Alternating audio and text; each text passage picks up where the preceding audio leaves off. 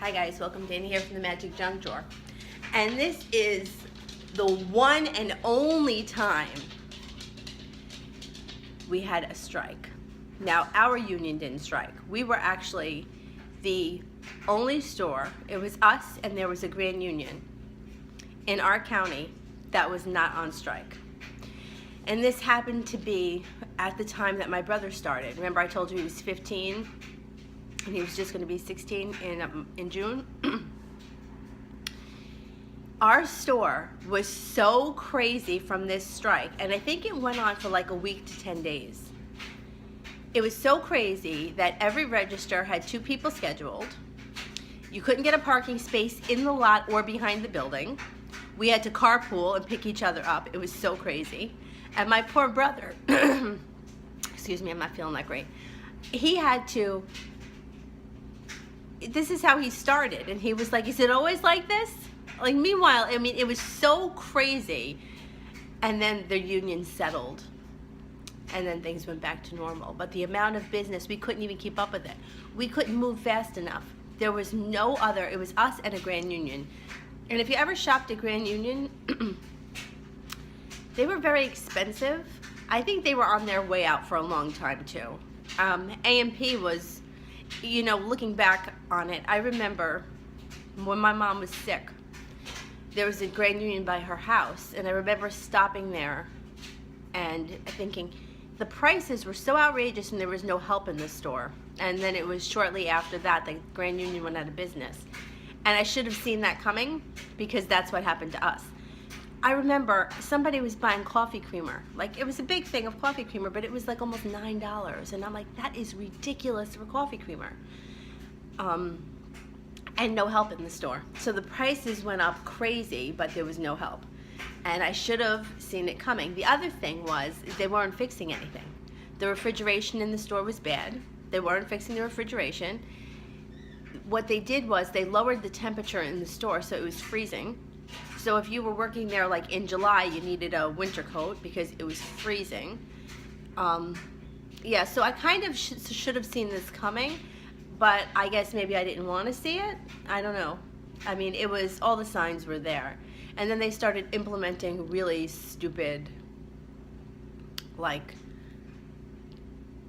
projects or whatever. Like, we had to make a chart with each cashier, and we had them in categories who was the fastest. Now, it doesn't make a difference how fast your cashier is.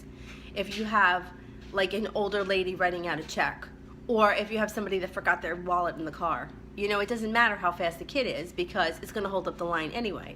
So this was really a big waste of time. So it was like a color-coded chart, and it hung in the, like, behind the cash registers, and this one kid was ringing 100 items a minute. That's what he was coming up with, and he was the slowest cashier we had. But he was able to manipulate it.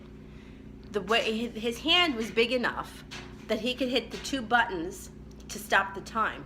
So he could ring up an item and hit it really quick. So the register was registering him at 100 items a minute, and he was the slowest cashier that we had.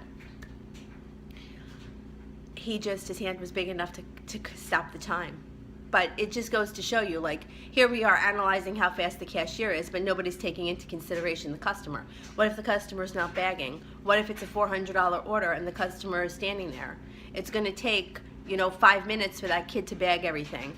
So it was stupid things like that. And don't even get me started about the paid stickers. They had paid stickers that had a barcode on it. So if somebody bought like a case of Coke, you would put a paid sticker on it. Now, a paid sticker is just really a deterrent. I mean, there's no security standing at the door looking for your paid stickers.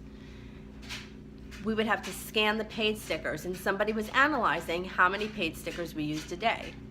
Really, this is what someone was doing. So what I used to have to do at the courtesy desk is just stand there and ring up paid stickers. Just stand there and scan paid stickers so that it would bring the paid stickers up. Because you're trying to get these people out fast, you're not worried about putting a paid sticker on every big item. I mean, it's just a waste of time. The whole thing is a waste of time. There's nobody checking for paid stickers, so what's the point? But it was these things, and, you know, upper management would, like, they would have meetings, like conference calls every week with my boss and the store manager about paid stickers. And I would be like, there's no customers in the store, but they're worried about paid stickers? I mean, it just doesn't make any sense. I think they were trying to run the company out of business. That's what I think. I think that they just wanted to be done with it, and they didn't care because nothing that they were doing made any sense. All right, if you like what we're doing here at the Magic Junk Drawer, don't forget to like and subscribe, and we will see you soon. Bye.